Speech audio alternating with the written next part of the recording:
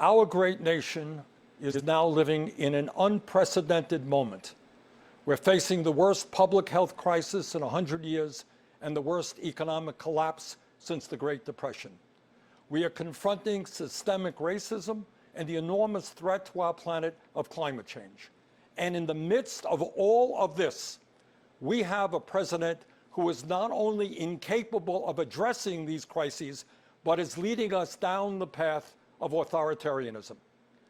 This election is the most important in the modern history of this country.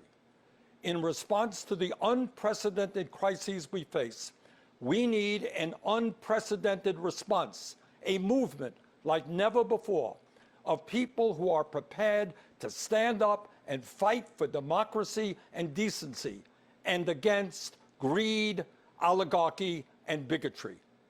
And we need Joe Biden as our next president.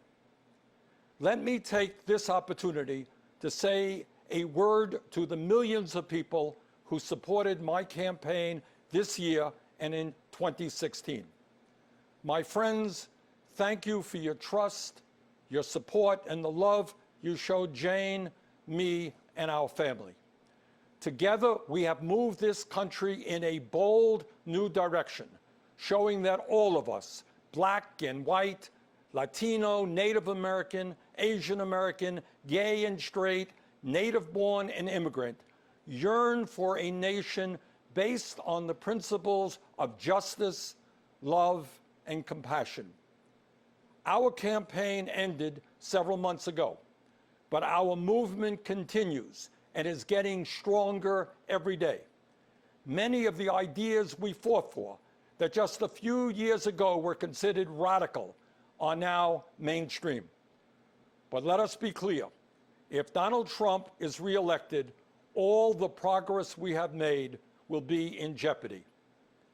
At its most basic, this election is about preserving our democracy. During this president's term, the unthinkable has become normal. He has tried to prevent people from voting, undermined the U.S. Postal Service, deployed the military and federal agents against peaceful protesters, threatened to delay the election, and suggested that he will not leave office if he loses. This is not normal, and we must never treat it like it is. Under this administration, authoritarianism has taken root in our country. I and my family, and many of yours, know the insidious way authoritarianism destroys democracy, decency, and humanity.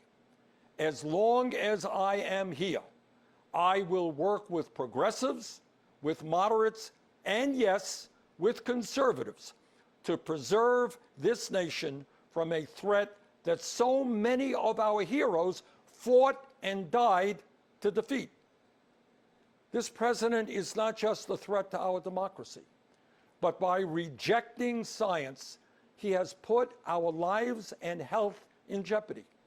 Trump has attacked doctors and scientists trying to protect us from the pandemic, while refusing to take strong action to produce the masks, gowns, and gloves our healthcare workers desperately need.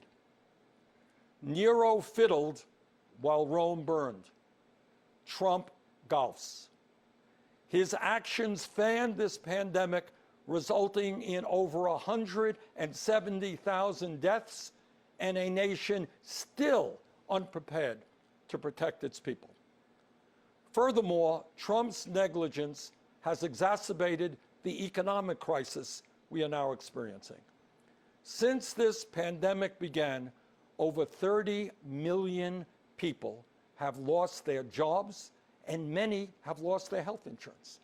Millions of working families are wondering how they will feed their kids, and they're worried that they will be evicted from their homes. And how has Trump responded?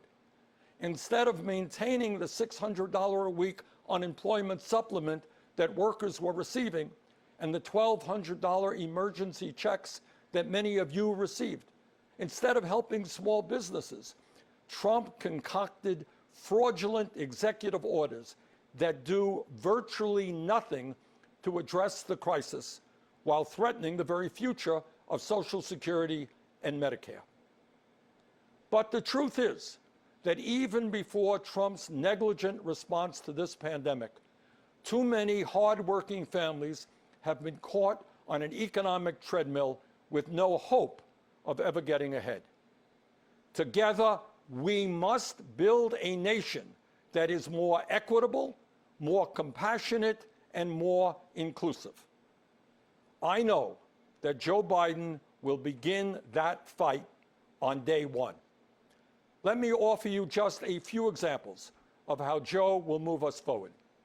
Joe supports raising the minimum wage to $15 an hour. This will give 40 million workers a pay raise and push the wage scale up for everyone else. Joe will also make it easier for workers to join unions, create 12 weeks of paid family leave, fund universal pre-K for 3- and 4-year-olds, and make child care affordable for millions of families. Joe will rebuild our crumbling infrastructure and fight the threat of climate change by transitioning us to 100% clean electricity over the next 15 years. These initiatives will create millions of good-paying jobs all across our country. As you know, we are the only industrialized nation not to guarantee health care for all people. While Joe and I disagree on the best path to get universal coverage, he has a plan that will greatly expand health care and cut the cost of prescription drugs. Further, he will lower the eligibility age of Medicare from 65 down to 60. To help reform our broken criminal justice system, Joe will end private prisons and detention centers, cash bail, and the school-to-prison pipeline. And to heal the soul of our nation, Joe Biden will end the hate and division Trump has created. He will stop the demonization of immigrants, the coddling of white nationalists, the racist dog whistling, the religious bigotry, and the ugly attacks on women. My friends, I say to you, to everyone who supported other candidates in the primary, and to those who may have voted for Donald Trump in the last election, the future of our democracy is at stake. The future of our economy is at stake. The future of our planet is at stake. We must come together, defeat Donald Trump, and elect Joe Biden and Kamala Harris as our next president and vice president. My friends, the price of failure is just too great to imagine. Thank you.